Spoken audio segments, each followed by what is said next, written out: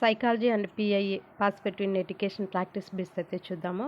First bit వచ్చి 8వ తరగతి చదువుచున్న ప్రణీత్ అనే విద్యార్థికి పదే 7వ తరగతిలోని అంశాలు గుర్తుకు రావడంలో నూతన విషయాలు సరిగా అభ్యసించలేకపోతున్నాడు. దీనిని సూచించే అవరోధం. సో ఇదేంటంటే 8వ తరగతి చదువుతున్నా అంటే పూర్వం నేర్చుకున్నది ప్రస్తుతం నేర్చుకున్న దానికి అవరోధంగా ఉంది. సో దీనికి ఆన్సర్ వచ్చి మనకి పురోగమన.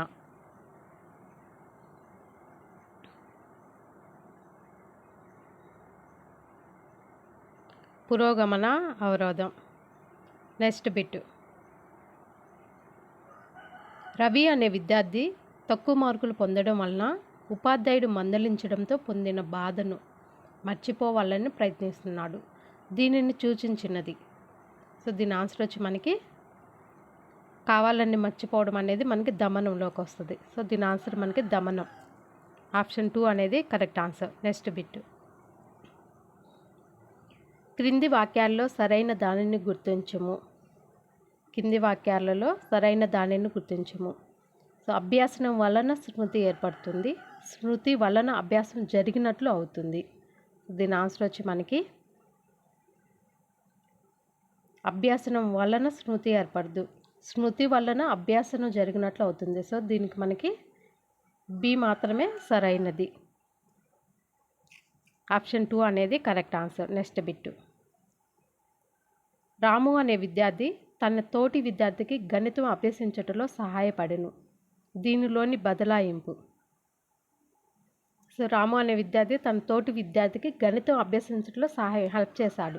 సో ఇక్కడ బదలాయింపు అనేది ఏమీ జరగలేదు. సో తనకి హెల్ప్ చేయడం మాత్రమే జరిగింది కాబట్టి దీని ఆన్సర్ వచ్చి మనకి శూన్య బదలాయింపు. ఆప్షన్ 4 అనేది కరెక్ట్ ఆన్సర్. Next bit. ఉపాధ్యాయుడు తరగతి గదిలో విద్యార్థులకు పాఠ్యాంశాన్ని బోధించుటకు ముందు విద్యార్థుల యొక్క స్థాయిలను అంచనా వేయుటకు చేపట్టే మూల్యాంకనం. ఉపాధ్యాయుడు తరగతి గదిలో విద్యార్థులకు పాఠ్యాంశాన్ని బోధించుటకు ముందు విద్యార్థుల యొక్క స్థాయిలను అంచనా వేయుటకు చేపట్టే మూల్యాంకనం. సో దీని ఆన్సర్ వచ్చి మనకి అభ్యాసన కొరకు మూల్యాంకనం. అభ్యాసన కొరకు మూల్యాంకనం. సో ఆప్షన్ 3 అనేది correct answer. Next bit.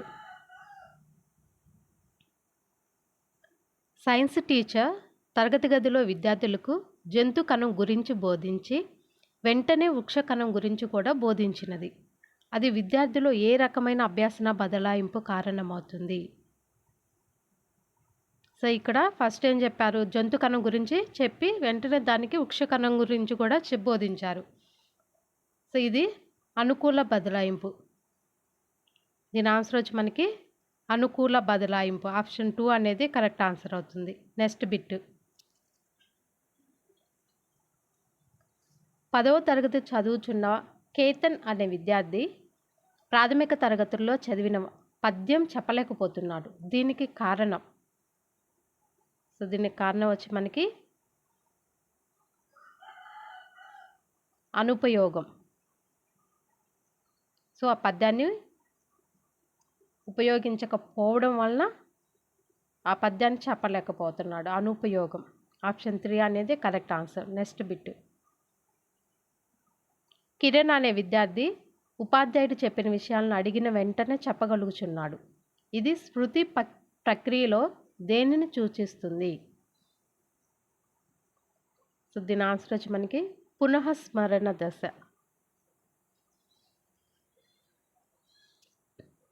Option 4 అనేది correct answer. Next bit. Rajitha అనే విద్యార్థిని తన పాఠ్యాంశాలలోని ఒక సిద్ధాంతాన్ని మొదటగా 10 ప్రయత్నాలలో అభ్యసించెను. కొంతకాలం తర్వాత ఆ సిద్ధాంతాన్ని తిరిగి 4 ప్రయత్నాలలోనే అభ్యసించగలిగాను. అయినా ఆ విద్యార్థిని యొక్క పొదుపు సామర్థ్యం ఎంత? పొదుపు సామర్థ్యం ఎంత? సో 10 ప్రయత్నాలు అభ్యసించింది, 4 ప్రయత్నాల్లో అభ్యసించగలిగాడు అంటే సో దీని ఆన్సర్ మనకి 60%. ఆప్షన్ 2 అనేది కరెక్ట్ ఆన్సర్. Next bit. ఒక విద్యార్థికి మొదటగా 20 వస్తువులను చూపించి తర్వాత వాటికి మరో 20 వస్తువులను కలిపి చూపించిన పిదప ఆ విద్యార్థిని మొదటిగా చూసిన 20 వస్తువుల పేర్లు వ్రాయమని అడగగా 12 వస్తువుల పేర్లు సరైనవిగా వ్రాయలేకపోయాను. అయినా ఆ విద్యార్థి యొక్క గుర్తింపు సామర్థ్యం ఎంత? సో దీనికి మన గుర్తింపు గణన ఫార్ములా ఉంది కదా, గుర్తింపు గణనకి. ఈ బిట్గా అయితే ఆన్సర్ అనేది కామెంట్ చేయండి. నెక్స్ట్ వచ్చి మనకి 10 బిట్స్ కూడా పిఐఈ మీద, పార్టిసిపేటరీ ఇన్ ఎడ్యుకేషన్ మీద. సో నెక్స్ట్ వచ్చి మనకి జాతీయ భాష హిందీని అభివృద్ధి చేయాలని తెలిపే నిబంధన. సో ఏ ఆర్టికల్ హిందీ అభివృద్ధి చేయాలని తెలుపుతుంది అని అడిగారు. సో దీని ఆన్సర్ వచ్చి మనకి 351. ఆప్షన్ 4 అనేది correct answer. Next bit, Hansa Mehta committee దీనికి సంబంధించినది. దీని ఆన్సర్ వచ్చి మనకి శ్రీవిద్య.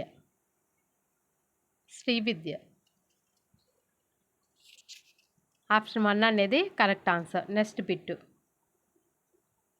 స్త్రీ పురుష లింగభేదం లేకుండా ఉద్యోగ అవకాశాలలో సమానత్వం పాటించాలని తెలిపే అధికరణ. సో దీని ఆన్సర్ వచ్చి మనకి 16.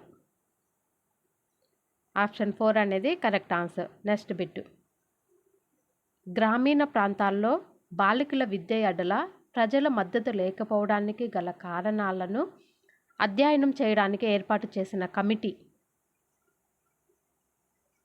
సో దీని ఆన్సర్ వచ్చి మనకి భక్తవత్సలం కమిటీ. ఆప్షన్ 1 అనేది కరెక్ట్ ఆన్సర్. నెక్స్ట్ బిట్టు, విద్యా అర్థశాస్త్రం దీనికి సంబంధించినది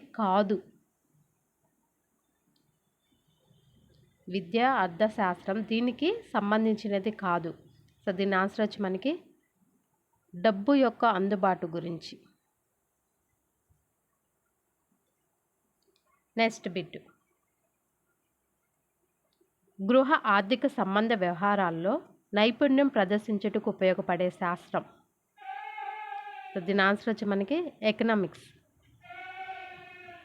ఆప్షన్ 3 అనేది కరెక్ట్ ఆన్సర్. నెక్స్ట్ బిట్, విద్యా అర్థశాస్త్రం అధ్యయనం చేయని అంశం. దీని ఆన్సర్ వచ్చి మనకి విద్యారంగంలో రాజకీయ పెట్టుబడి. ఆప్షన్ 4 అనేది కరెక్ట్ ఆన్సర్. నెక్స్ట్ బిట్, భారతదేశంలో గర్భ నిరోధక ఆపరేషన్ పథకాన్ని ఎప్పుడు ప్రవేశపెట్టారు? దీని ఆన్సర్ వచ్చి మనకి 1970. 1970. ఆప్షన్ 3 అనేది కరెక్ట్ ఆన్సర్. నెక్స్ట్ బిట్, ఇతరుల స్థానంలో ఉండి వారి సమస్యలను అర్థం చేసుకోవడం ఏ జీవన నైపుణ్యాన్ని సూచిస్తుంది? దీని ఆన్సర్ వచ్చి మనకి సహానుభూతి. ఆప్షన్ 2 అనేది కరెక్ట్ ఆన్సర్. నెక్స్ట్ బిట్, కౌమారుల సమస్యలను పరిష్కరించుట కోసం WHO, యూనిసెఫ్, యునెస్కో వారు సంయుక్తంగా ప్రతిపాదించిన అంశాలు. సో దీని ఆన్సర్ వచ్చి మనకి జీవన నైపుణ్యాలు. ఆప్షన్ 2 అనేది కరెక్ట్ ఆన్సర్.